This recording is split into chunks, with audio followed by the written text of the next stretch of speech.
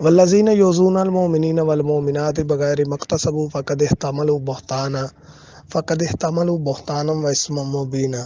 مجاہد ختم نبوت مولانا اسحاق مدنی رحمہ اللہ کی نسبت قادیانی حمایت کا الزام لگایا گیا اور اس کو بلنڈر کہا گیا۔ آئیے حقیقی بلنڈر سے آپ کی ملاقات کرائیں۔ چور مچائے شور، چور چور چور، میں نہیں کوئی اور۔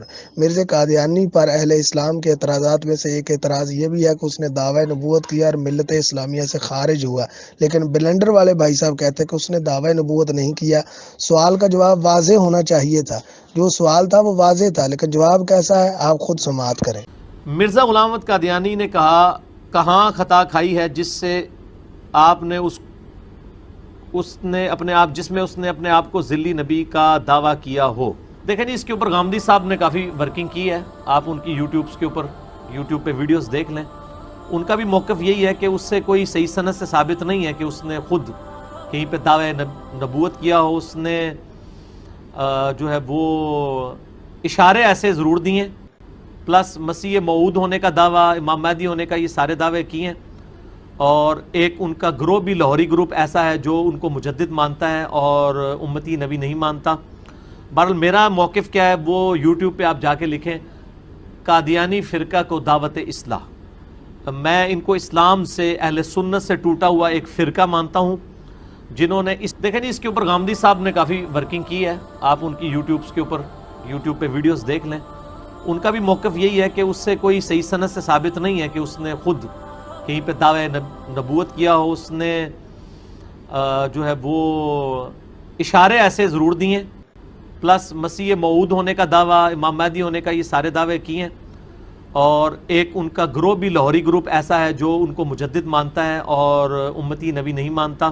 اب خود کو اس کی جگہ کھڑا کریں کہ میں آپ سے سوال کرتا ہوں، کیا مرزا قادیانی نے دعوی نبوت کیا تھا؟ اہل علم اس کا سیدھا جواب دیں گے کہ ہاں کیا تھا، اور یہ بھی کہا تھا کہ جو میری کتابوں کو نہ مانے وہ کنجریوں کی اولاد ہے۔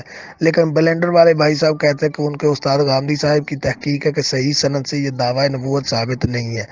سوال کے جواب میں چھڑول، شتیہات اور الزام دوسروں پر۔ بقول شاعر کسی کو اپنے عمل کا حساب کیا دیتے، سوال سارے غلط تھے جواب کیا دیتے، شراب دل کی طلب تھی شرح کے پہرے میں، ہم اتنی تنگی میں اس کو شراب کیا دیتے۔ دیکھیں جی، اس کے اوپر غامدی صاحب نے کافی ورکنگ کی ہے، آپ ان کی یوٹیوب پہ ویڈیوز دیکھ لیں۔